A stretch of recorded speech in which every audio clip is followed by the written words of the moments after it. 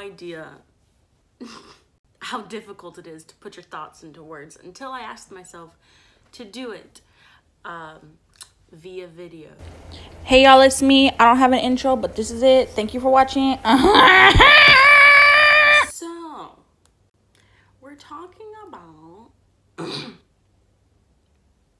something that people get a little bit confused about whenever I speak to them is programs. So, what do you mean by that word? Can't you use any other word? A program is a belief that you have, and it is so fact to you. You believe it to be true so much that it has become part of your DNA, part of your hardware. The energy of that belief has now manifested through to physicality, either in the body or in the mind, and it's the only way that you are able to process things that regard that program. To understand what a program is, we have to kind of rewind back and be like, what are we? Who am I? Do I exist? When you think of what we are, I like to explain it as like a computer. So imagine the computer is the hardware, right? Like the tower, which is our body. The computer can only work within the parameters of the programs that are installed in the computer. So if you are on your computer and you want to go to Google Chrome, you have to use the only thing that you have, or you have to download it. So that's very similar with humans. So our bodies are the vessels that spirit, that's what we are, whatever we are. Let's say we're souls or spirit or consciousness or God or whatever we are. The only way for the soul to live here is through our body, which is the hardware. And we have to have certain programs downloaded into the hardware as software.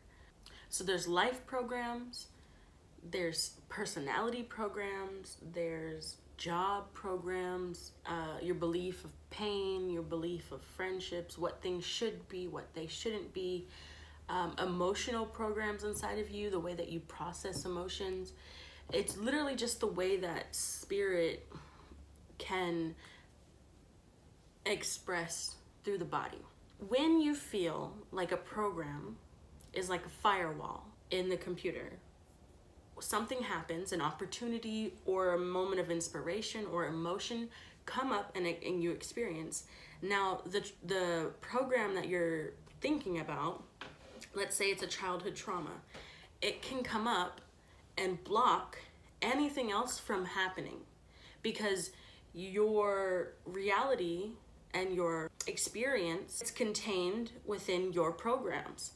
And if you believe that childhood trauma is supposed to hold you back from adulthood flourishing, then that's exactly what's going to happen because that's what you believe and that's what a program is. So you either have to change your belief that you can have childhood trauma and excel, or you need to get rid of that program to begin with. Now, how do we do that? How do we get rid of programs? I'd be lying if I told you I knew how. But that's not what this video was about. This video is just trying to explain that word. When I go forward and I say programs, you understand what it is. The final thing I want to say about programs is you can have 1,000 programs that are hurting you. You can have a program, a part of you that wants to hurt people because you've been hurt, or childhood trauma or adulthood trauma, toxicness. Really, like the worst example of human expression, if you believe that is yourself, through all these things that you have, I just want you to know none of that is you. And it's very hard to understand that. So this is something you can contemplate on. Your name is not you. What your father did to you when you were 7 is not you. You, at your deepest form, are pure and perfect. And what you are can never be harmed by the things of this world, of this dream and this illusion. The only things that can be harmed are the things that you use to define yourself. So your programs can be harmed by your programs. And because they are your programs, you feel it so intensely. And you hold on to that definition of who you are. But as soon as you're able to get rid of it, then you'll no longer be harmed by it. And in reality, you are never harmed by anything. Fear doesn't ever touch your purest form. The only thing that's afraid of fear is fear itself. Hey, yo, what up? I don't have an outro either, so